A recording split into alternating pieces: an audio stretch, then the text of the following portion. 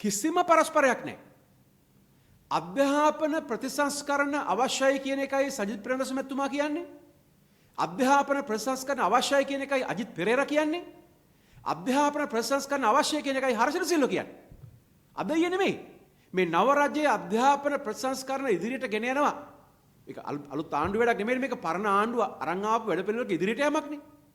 එහෙම කරනවා කියපු පළවෙනි දවසේම පාර්ලිමේන්තුවේදී ඒ ප්‍රතිසංස්කරණ වැඩපිළිවෙල අවශ්‍යයි කියන කාරණය ගැන සජිත්, හර්ෂ, අජිත් මේ සේරම කිව්වා. කිසිම ભેදයක් පරස්පරයක් නැහැ. ඒ වගේම අපි කියන්නේ මේ වැඩපිළිවෙල තුල තියෙන අඩුපාඩුකම් හදාගෙන ඉදිරියට යන්න ඕනේ. ආණ්ඩුවට එහෙම අඩුපාඩුකමක් නැත්තම් මේ ඉංග්‍රීසි පෙළ පොතේ තියෙන අර අසභ්‍ය වෙබ් අඩවිය පිළිබඳ ප්‍රශ්න විතරක් නම් තියෙන්නේ. කොළ දෙකේ ඉරුව ඉස්සරහට යන්න තිබුණා. එහෙම කරේ නැහනේ. අනුර කුමාර දිසානායක මේ වැඩපිළිවෙල අවුරුද්දකින් පස්සට ගත්තේ මේ වැඩපිළිවෙල සම්පූර්ණයෙන් අවුල් නිසා. හර්ෂ කියන්නේත් එක අවුල් කියලා, සජිත් කියන්නේත් අවුල් කියලා, අජිත් කියන්නේත් අවුල් කියලා. මේ තුන් දෙනාම කියන්නේ ඒක නිවැරදිව කරලා ඉදිරියට යන්න කියලා. ඔබ කියන දේ පරස්පරයක් එතන නැහැ.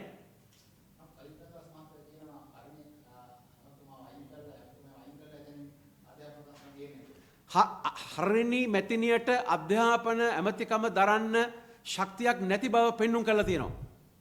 ආචාර්ය හර්ෂණ සිල්වත් ඒ විශ්වාස බංගයට අත්සන් කරලා තියෙනවා. සජිත් ප්‍රේමදාස අත්සන් කරලා තියෙනවා. අජිත් පෙරේරාත් අත්සන් කරලා තියෙනවා. විශ්වාස බංකය අපි කැමැති අවස්ථාවක ඉදිරිපත් කරනවා. ඒකේ කාල සීමා තීරණය කරන්නේ අපි.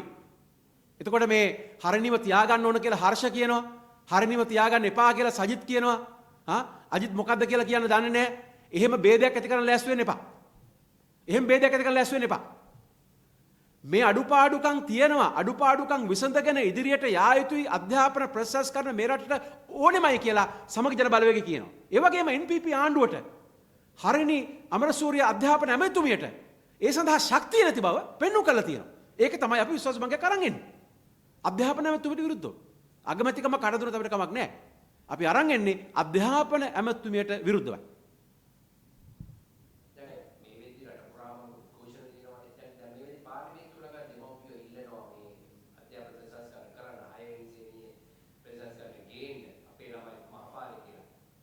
ඉතින් යන්න ඕනේ අනුර කුමාර දිසානායක මහත්තයා හම්බ වෙලා ජනාධිපති මන්දිරයට ගිහිල්ලා අනුර කුමාර මහත්තයාගෙන් අහන්න ඕනේ ඇයි ජනාධිපතිතුමනි මේක නතර කරේ කියලා. දැන් අපි එච්චර ශක්තිමත්ද? දැන් තුනෙන් දෙකක් තියෙන විධායක ජනාධිපතිකමක් තියෙන ඔක්කොම දේවල් හරියට තිතට කරන ආණ්ඩුව විපක්ෂයේ මතුකම එක රැස්වීමක් තියලා විශ්වාස භංගයක් අත්සන් කරනවා කියලා දැනගත්තාම ඔක්කොම පස්සට ගත්තා. එහෙමනම් ඒක එහෙමනම් මේ ආණ්ඩුව දාලා යන්න ඕනේ. හරි? මෙතන එහෙම එකක් නෙමෙයිනේ. ඔය උද්ඝෝෂණය කරන අයගේ වැඩි දෙනෙක් හැමෝ කියලා මම කියන්නේ. උද්ඝෝෂණය කරන අයගේ වැඩි දෙනෙක් ජනතා විමුක්ති පෙරමුණේ ක්‍රියාකාරකයන්. ඔවුන්ගේ මුහුණ පින්තූර ගලපලා බලන්න සමහරව කළා තිබුණා. ඒක ගලපලා බලන්න මේ ඒ අයගේ දේශපාලන භාවිතය මොකක්ද කියලා කාටද උදව් කළා තියෙන්නේ? NPP එකට, JVP එකට. එතකොට ඒ JVP NPP ක්‍රියාකාරකයෝ තමයි අද ඔය උද්ඝෝෂණය කරන අයගෙන් බහුතරයක්. කීප දෙනෙක් ඉන්නවා කම්පාවටපත් වෙලා දීපු අච්චුපොට් ටික ආපහු ගත්තාම මේ මොකද්ද මේ උනේ අපරාධ අලුත් වැඩක් තිබුණා ඒ වැඩේ අතෑරුණා කියලා කල්පනා කරන්න.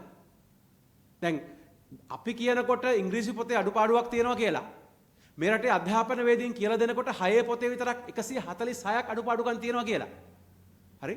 ගුරු පුහුණුව දීලා තියෙන්නේ මාස 3කට විතරක් කියලා අධ්‍යාපන වේදීන් පැහැදිලිව ගුරුවරුන් විදුහල්පතිවරුන් කියනකොට තාක්ෂණික පහසුකම් නැහැ කියලා තේරෙනකොට ජනාධිපති අනුර කුමාර දිසානායක තමයි ජනවාරි 13 වෙනිදා මේක අපසර ගත්තේ. ඔය උද්ඝෝෂක සියලු දෙනාම තැන් තැන් වල පොඩ කළ වැඩක් නැහැ. ජනාධිපති මන්දිරේ ගාවට ඇවිල්ලා අනුර කුමාර දිසානායක මැතිතුමාට කියන්න පිස්සු කෙලින්න එපා. වහාම හෙටම මේ ලබන සඳහන් ඉඳලම අපි වැඩේ පටන් ගමු කියලා. හරිනම්? එහෙම කරන්න බැරි බව අනුර කුමාර දිසානායක මහත්තයා දන්නවා. එයි අච්චු පොට්ටිකේ අඩුපාඩු තියෙනවා කියලා එතකොට තේරලා තියෙනවා. තාක්ෂණික පහසුකම් නැතුව යන්න බැරි බව තේරලා තියෙනවා. එතකොට ගුරු පුහුණුව මාස 3කට විතරයි දීලා තියෙන්නේ. ගුරුවරුන්ට පූර්ණ අවබෝධයක් සමස්ත විෂය නිර්දේශය පිළිබඳව නැති බව එතුමට තේරුම් ගිහලා තියෙනවා. ඒකනේ එතුමා කරේ නැත්නම් ඔක කරනවනේ. ඔක අතාරිනවද ලේසියට? අධ්‍යාපන ප්‍රතිසංස්කරණ කරන සෙල්ලම් වැඩක්ද? ජාත්‍යන්තර ආධාර අරගෙන කරන වැඩක් නේ. ලෝක බැංකුව, ආසියානු සංවිධාන බැංකුව ඩොලර් මිලියන ගාණක් අරගෙන ඒ මුදල් වේදම් කරලා කරන වැඩක් නේ. මුදල් නාස්තියක් තියෙනවා, ලැජ්ජාවක් තියෙනවා. ඒ ඔක්කොම පැත්තකින් තියලා අවුරුද්දකින් මේක කල් දාන්නේ. මේක කරන්න බැරි නිසා. ඒ නිසා උද්ඝෝෂණය කරන මහත්තුරුන්ට මහත්මීන්ට JVP ක්‍රියාකාරකයන්ට ස්වාධීන මතවාද දරන කීප දෙනෙක් හරි කණ්ඩායම්වල ඉන්නවනම් ඒ සිළු දෙනාට කියන්න තියෙන්නේ ඔක බේර ගන්න අනුර කුමාරත් එක්ක. අපි මොනව කරන්නේ? අපි විපක්ෂේ අඩුපාඩු පෙන්ලා දෙන්න තමයි ඉන්නේ. අඩුපාඩු පෙන්ලා දෙන්න නැත්නම් අපි කවුද? අපි මේවා පෙන්ලා දුන්නේ නැත්නම් ඊළඟට කියන්නේ විපක්ෂේ බලන් හිටියා. කිසි දෙයක් බැලුවේ නැහැ. අඩුපාඩුකම් ගැන කිව්වේ නැහැ. ගුරු පුහුණුව ගැන ප්‍රශ්න කළේ නැහැ. මේ පොත්වල තියෙන අඩුපාඩුකම් පෙන්ලා දුන්නේ නැහැ. විපක්ෂේ මොනවද කරන්න කියලා අහනවා. විපක්ෂ තදින් පෙන්ලා දෙනකොට විපක්ෂ අඩුපාඩුකම් පෙන්ලා දෙනකොට විෂය නිර්දේශයේ ප්‍රශ්න පෙන්ලා දෙනකොට ඊළඟට කියනවා හම්බෝ විපක්ෂ නිසා මේක අස් කරගන්න උනා. විපක්ෂ නිසා මේක කඩාකප්පල උනා. නල්ලමලේ ආණ්ඩුවක් නෙමේක. විපක්ෂ කියන විදිහට වැඩ කරන්නේ. දැන් මේක විතරක් එහෙමයි. විගණකාධිපතිකමට සුදුසුකම් තියෙන මිනිස්සෙක් පත් කරන්න ඕන කියලා කිව්වහම ඒක කරන්නේ නැහැ. හා? මේ රටේ යුක්තිය සාධාරණීකරණය කරන්න අධිකරණ ක්‍රියාදාමයේ ශක්තිමත් ඉදිරියට අරන් යන්න ඕන කිව්වහම ඒක කරන්න කිසිම දෙයක් නැහැ. අධ්‍යාපන සංස්කරණ අවුල් වෙනකොට ඒ චෝදනාව විපක්ෂයට දානවා. ලැජ්ජ නැති ආණ්ඩුවන්. හා? ඕක හරිනම් හරියටම හරිනම් වැඩේ නියමනම් සම්දේශල ක්‍රියාත්මක කරන්නකෝ. විපක්ෂයට බම්බු ගහගන්න කියලා. ඔච්චරයි.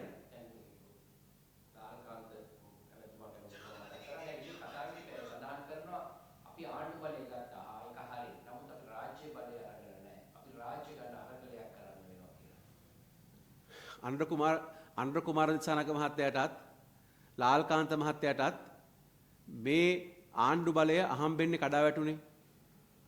කවදක්වත් අනාගතේ මොකද කරන්න කියලා සැලසුමක් නොතිබුණු ආණ්ඩු බලයක් කවදක්වත් ලැබෙන එකක් නැහැ කියලා හිතාගෙන ජීවත් වුණු පිරිසකට අරගලයට පින් සිද්ධ වෙන්න ගෝඨාභය රාජපක්ෂ පැනලා යාමේ ප්‍රතිඵලයට පින් සිද්ධ වෙන්න ආණ්ඩු බලය ලැබුණා. ආණ්ඩු බලය ගත්තාම රාජ්‍ය සමග කටයුතු කරන්න. රාජ්‍ය ඡන්දෙන් ඡන්දෙට මාරු වෙන්නේ නැහැ. මේ රටේ රාජ්‍ය නිලධාරීන් ඡන්දෙන් ඡන්දෙට මාරු වෙන්නේ නැහැ. මේ රාජ්‍යයේ තනතුරු දරන නිලධාරීන්, විනිශ්චයකාරවරුන්, රාජ්‍ය නිලධාරීන්, අනිකුත් ක්ෂේත්‍ර නිලධාරීන් ඒ සියලු දෙනාම යම් සුදුසුකමක් තියෙන, සුදුසුකම් අනුව තනතුරු වලට පත් වෙච්ච, පුහුණුවක් තියෙන, පළපුරුද්දක් තියෙන අය.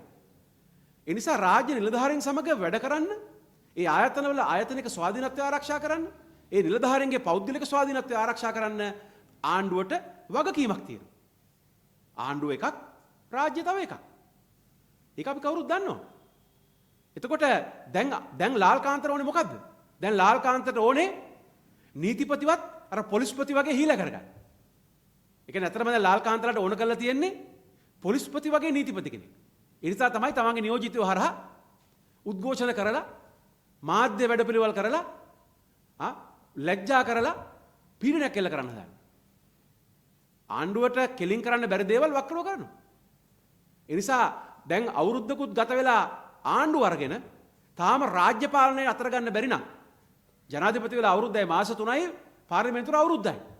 තාමත් මේ රාජ්‍ය පාලනය කිරීමට රාජ්‍ය නිලධාරීන් මත නිත්‍යානුකූලව විදිහක පාලනය ලබා ගන්න බැයි නම් ඒ ස්වාධීන ආයතන ස්වාධීන නිලධාරීන් සමග සුහදව කටයුතු කරලා රටේ නීතිය අනුව තමන්ගේ වගකීම් ඉෂ්ට කරන්න බැයි නම් මේ ආණ්ඩුව දාලා ගෙදර යන්න ඕන. දැන් ගෝඨාභය පැනලා ගියේ ගෝඨාභය බැහැ කියලා ගියේ. එහෙමනම් තාමත් අවුරුද්දක් ගත වෙලත් රාජ්‍ය පිළිබඳ බලය, රාජ්‍ය පාලනය කිරීමේ ක්‍රමය, රාජ්‍ය නිලධාරීන් සමග සුහදව කටයුතු කිරීමේ ක්‍රමය දන්නේ නැත්තම් දාලා යන්න ඕන. ඒ විතරක් නෙමෙයි දැන් මේ පට්ට පිරිසුදු සුද්ධ ආණ්ඩුවක් කියලා ඇවිල්ලා අද වෙනකොට කොච්චර බරපතල දූෂණ සිද්ධ වෙනවද? දැන් ගල්ලංගුරු දූෂණයම, ගල්ලංගුරු මිලදී ගැනීමේ ටෙන්ඩරයම ඉතාම බරපතල වංචනික ක්‍රියාදාමයක්. එතකොට වංචනික ලෙස ටෙන්ඩරය අරගෙන බාල ගල්ලංගුරු ලබා දීලා අද මේ රටේ බලශක්ති ක්ෂේත්‍රය ඉතාම බැරෑරුම් අර්බුදයකට යොමු කළා තියෙනවා. අපි මේ පිළිබඳව පාර්ලිමේන්තු කමිටුව පරීක්ෂා කරලා විස්තරාත්මක වාර්තාවක් ඉදිරියට නිකුත් කරනවා. ඒ ටෙන්ඩරයේ ක්‍රියාදාමයක් දූෂිතයි. ආවෙත් බාලබඩු නල්ලමල ආණ්ඩුව නෙමෙයි. මේක පිරිසිදු සුදු ආණ්ඩුවක් කියලා නේ කිව්වේ. අනුර කුමාර ඇහුවනේ මේ අපේ අය නම් හොරකම් කරන්නේ නැහැ කියලා. දැන් කවුද හොරකම් කරන්නේ? අපිද? විපක්ෂයද?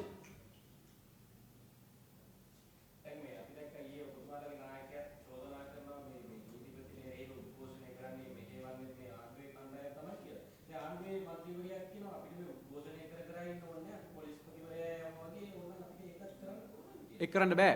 එහෙම කොහොමද කරන්නේ? උසස් නිලතල ඉවත් කිරීමේ ක්‍රමවේදයක් තියෙනවා. උසස් නිලතල ඉවත් කිරීමේ පනතක් තියෙනවා. නීතිපති, පොලිස්පති, විගණකාධිපති ඉවත් කරන්න ඕන නම් නීතියේ දැක්වෙන ක්‍රමවේදයට කරන්න. දැන් පොලිස්පතිව ඉවත් කරන්න පුළුවන් උනේ එම පොලිස්පතිවරයා සාපරාධී වරදක් අත වශයෙන් වරදවල් කීපයක් ඔහුගේ රාජකාරී කාලය තුල කළා තිබුණා. ඒකට සාක්ෂි තිබුණා. W15 හෝටලයේ සම්බන්ධ සිදුවීමත් තවත් සිදුවීම් ගණනාවක්. ඒ සාක්ෂි මත ශ්‍රේෂ්ඨාධිකරණ විනිශ්චයකාරවරුන්ගේ යුත් කමිටුවක් මගින් තමයි ඔහුව පළමුව සාක්ෂි මත වරදකරු කරේ. එවැනි වාර්තාවක් පාර්ලිමේන්තුවට ඉදිරිපත් වුණොත් තමයි පාර්ලිමේන්තු යෝජනාවකින් පොලිස්පතිවරයා නීතිපතිවරයා විගණකාධිපතිවරයා අස් කරන්න පුළුවන්. ඒ මන්ත්‍රීතුමියට කියන්න 159ක් හිටියට 3න් 2ක් තිබුණාට එපමණකින් පොලිස්පතිව නීතිපතිව විගණකාධිපතිව අයින් කරන්න බෑ කියලා. නීති ඉගෙන ගන්න කියන්නේ සමහරුන්ට ඔය සුදුසුකම් තිබ්බට මේ ඒවා ඇත්තම ඒවාද කියලා ප්‍රශ්නක් තියෙනවා. සමහර ලාවට ඒවා මේ අභාවිත නිසා අමතක වෙන අවස්ථාවක් තියෙනවා. ඒ නිසා මේ රටේ නීතිපතිවරයා ඉවත් කරන්න ඕන නම් උසස් නිලධාරීන් ඉවත් කිරීමේ පනත අනුව පළමුව ඉවත් කිරීමේ යෝජනාවක් අරන් එන්න ඕනේ. දෙවනුව ඒ පිළිබඳව විමර්ශනය කිරීමට කාරක සභාවපත් ඉදිරිපත් කරන්න ඕනේ. ඒ කාරක සභාවට ශ්‍රේෂ්ඨාධිකරණ විනිශ්චයකාරවරුන්ගෙන් යුක්ත මේ විනිශ්චය සභාවක් පත් කරන්න ඕනේ. ඒ සභාව විසින් යම් නිශ්චිත චෝදනාවකට හෝ කීපයකට වරදකරු කරන්න ඕනේ. ඉන්පස්සේ පාර්ලිමේන්තු යෝජනාව මගින් ඉවත් කරන්න ඕනේ. සාක්ෂි නැතුව ඉවත් කරන්න බෑ. ඒ නිසා පාර්ලිමේන්තුවේ බලය තිබ්බට විධායක ජනාධිපතිකම තිබ්බට මේ තනතුරු මේ ආයතන ස්වාධීනව ගොඩනගලා තියෙනවා. කාලයක් තිස්සේ සම්ප්‍රදාය අනුව මේ නීතිපති දෙපාර්තමේන්තුව ස්වාධීනයි. නීතිපති දෙපාර්තමේන්තුව පාලනය වන ආඥා පනත අනුව එක ස්වාධීනයි. ආණ්ඩු ක්‍රම ව්‍යවස්ථාව මගින් නීතිපති ධූරයත් නීතිපති දෙපාර්තමේන්තුවත් ස්වාධීනත්වය තහවුරු කරලා තියෙනවා. නීතිපතිවරයෙක් වරදක් කරනවා නම් එක්ක ශ්‍රේෂ්ඨාධිකරණයට යන්න පුළුවන්, එක්ක අභියාචනාධිකරණයට යන්න පුළුවන්. රජය කල්පනා කරනවා නම් නීතිපතිවරයා වරදක් කළා තියෙනවා ධූරයෙන් ඉවත් කරන්න ඕන කියලා. ඒ සඳහා දෝෂාභියෝග යෝජනාවක් නීතියේ ඇති කාර්යපටිපාටි අනුව ඉදිරිපත් කරන්න ඕනේ. මේ රජය දැන් මාස කිහිපයකට කලින් මේ නීතිපතිවරයාට විරුද්ධව විශ්වාසභංග යෝජනාවක් සමායන්න දෝෂාභියෝග යෝජනාවක් ඉදිරිපත් කරන්න උත්සාහ කළා. මේ පහුගිය සතිය පුරාමත් පාර්ලිමේන්තුව තුල මේ හාහුව තිබුණා. මම පාර්ලිමේන්තුවේ මේකට ප්‍රශ්න කළා. උත්තරයක් හම්බුන්නේ නැහැ. නෑ අපි එහෙම කරන්නේ නැහැ කියලා කිව්වෙත් නෑ. මම පාර්ලිමේන්තුවේ මේකට ප්‍රශ්න කරා. මෙහෙම කරන්න යනවද කියලා. එතකොට මේ රටේ නීතිපතිවරයා නීතියෙන් ලැබිලා තියෙන බලය අනුව නීතිපති දෙපාර්තමේන්තුවේ සම්ප්‍රදායන් අනුව නීතිපතිවරයා විසින් ක්‍රියාත්මක කරන අර්ධ අධිකරණමය බලතල අනුව කටයුතු කරනවා. මම කියන්නේ නීතිපතිවරයා සිරසියක් හරි කියලා. මමත් නීතිපතිවරයා විවේචනය කළා තියෙනවා. නීතිපති දෙපාර්තමේන්තුවේ අකාර්යක්ෂමතාවය මමත් විවේචනය කළා තියෙනවා. මම හෙටත් කරනවා. හැබැයි නීතිපතිවරයාට අයුතු බලපෑම් කරලා චරිත ඝාතන කරලා ඒ විදිහට නීතිපති දෙපාර්තමේන්තුව තමන්ගේ යටතට ගන්න උත්සාහ කරනවා නම් ඒක අසාධාරණයි, ඒක වැරදි, ඒක අයුක්ති සහගතයි. ඒ වගේ මේක හෙලා දැකිය යුතුයි. ඒ නිසා තමයි ශ්‍රී ලංකා නීතිඥ සංගමය මේ රටේ පක්ෂපාත ભેදයක් නැතුව මේ රටේ සියලුම නීතිඥයන් සමාජිකත්වයේ දරන ශ්‍රී ලංකා නීතිඥ සංගමය. මේක සාමාන්‍ය වෘත්තීය සමිතියක් නෙමෙයි. මේක ලංකාවේ ඉන්න නීතිඥ වෘත්තිකයන්ගේ වෘත්තීය අයිතිවාසිකම් වෙනුවෙන් පෙනී ඉන්න සියලුම නීතිඥවරුන් සමාජිකයන් වන සංගමය. ශ්‍රී ලංකා නීතිඥ සංගමය ඉතාම පැහැදිලිව ඍජු නිවේදනයක් පෙරේද නිකුත් කළ කිව්වේ නීතිපතිවරයා වෙත කරන අයුතු බලපෑම් නතර කළ යුතු බව. මේ අයුතු බලපෑම් කරන්නේ නිකන් නෙමෙයි. ඒක කරන්නේ රාජ්‍ය බලපෑම. හැබැයි ඊ මොකද්ද කරපු උද්ඝෝෂණය? කී දෙනාද ආවේ? ඔහොම ප්‍රශ්නයක් තියෙනවා. ඒ කියන්නේ ආණ්ඩුවට එහෙම එකතු කරන්නත් බෑ. මොකද ආණ්ඩුවට තමන්ගේ මූණු පෙන්වන්නත් බෑ. හරි? ආණ්ඩුවට නියෝජිතයමක් එකතු කරන්නත් බෑ. හරි? මේ රටේ සියලුම නීතිඥයන් ශ්‍රී ලංකා නීතිඥ සංගමය පක්ෂපාත ભેදයක් නැතුව නීතිපති දෙපාර්තමේන්තුවේ සහ නීතිපති ධූරයේ ස්වාධීනත්වය වෙනුවෙන් පෙනී ඉන්නවා. මේ රටේ පුරවැසියන්ගේ අයිතිවාසිකම් ආරක්ෂා කිරීම පහුගිය 7 වර්ෂය පුරාම නායකත්වයේ දුන්නේ නීතිපති දෙපාර්තමේන්තුව. අඩුපාඩුකම් තියෙනවා. අඩුපාඩුකම් ගැන එහෙම තමයි හැම ආයතනයකම අඩුපාඩුකම් තියෙනවා. අධිකරණ අඩුපාඩුකම් තියෙනවා, නීතිපති දෙපාර්තමේන්තුව අඩුපාඩුකම් තියෙනවා, විගණකාධිපති දෙපාර්තමේන්තුව අඩුපාඩුකම් තියෙනවා, පාර්ලිමේන්තුව අඩුපාඩුකම් තියෙනවා, ජනාධිපතිවරුන්ගේ අඩුපාඩුකම් තියෙනවා, අපෙත් අඩුපාඩුකම් තියෙනවා. අඩුපාඩුකම් විවේචනය කරන එක ස්වාධීනත්වයට බලපෑම් කරන එක තව එකක්. මේ සිද්ධ වෙන්නේ කෙලින් කරන්න ශක්තියක් නැති දෙයක්. හෙන්චයියන් ලව්ව කරන එක. ඒ නිසා නීතිපති දෙපාර්තමේන්තුවේ ස්වාධීනත්වයයි නීතිපති ධූරයේ ස්වාධීනත්වයයි ආරක්ෂා වෙන්න ඕනේ. ඒක පාරින්ද රණසිංහ කියන පුද්ගලයා ගැන ප්‍රශ්නයක් නෙමෙයි. ආයතන ආරක්ෂා වෙන්න ඕනේ. ඒ ආයතන කඩාවැටි දවසට ඔබටත් මාධ්‍යවේදිකයන්ට ඔබටත් අපිටත් වෙන සරණක් නැහැ. මේ රටේ පුරවැසියන්ගේ අයිතිය වෙනුවෙන් පෙනීදලා තියෙන්නේ මේ රටේ ජනාධිපතිවරුන්ට ඇතුළුව මේ රටේ බලගතු ඇමතිවරුන්ට විරුද්ධව නඩු මෙහෙवला වරදකරු කරලා හිරයවල තියෙන්නේ ඔය නීතිපති දෙපාර්තමේන්තුවම තමයි. ඒ නිසා අඩුපාඩු කතා කරමු, අඩුපාඩු හදාගමු. හැබැයි අයුක්ති සහගත විදිහට ස්වාධීනත්වයට කරන බලපෑම් වලට එරෙහි වෙන්න අපි හැමෝටම අයිතියක් තියෙනවා.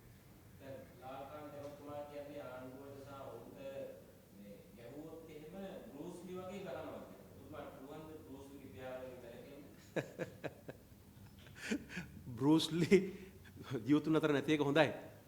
හරි. ලාල්කාන්ත බෲස්ලිට ඇඳහම බෲස්ලිට මොකද වෙන්නේ? හරි. මමත් තරුණ කාලේ බෲස්ලි වගේ කරා. Enter the Dragon චිත්‍රපටිය 100 වාරයක් බලලා ඇති. හරි. එතකොට ඒ නිසා අපේ තරුණ කාලවල අපේ වීරයා බෲස්ලි. ලාල්කාන්ත ඔය වයසේදී බෲස්ලිට ඇඳොත් කියන්නේ බෲස්ලිගේ රසිකයෝ බෲස්ලි නැතත් බෲස්ලිගේ රසිකයෝ ඉන්නවා. ඒ ක්‍රීඩාව නගය කරන මිනිස්සු ඉන්නවා. වස ලැජ්ජාවක් වෙන්නේ. ඒ නිසා ලාල්කාන්තට අපිට කියන්න තියෙන්නේ හරි. දැන් ඔබ මේ ආණ්ඩුවේ ඇමති කෙනෙක්. මේ රජයේ ජ්‍යෙෂ්ඨයෙක්. වගකීමෙන් හැසිරුණා නම් හොඳයි. මොකද හැමදාම මේ බලතල නැහැනේ.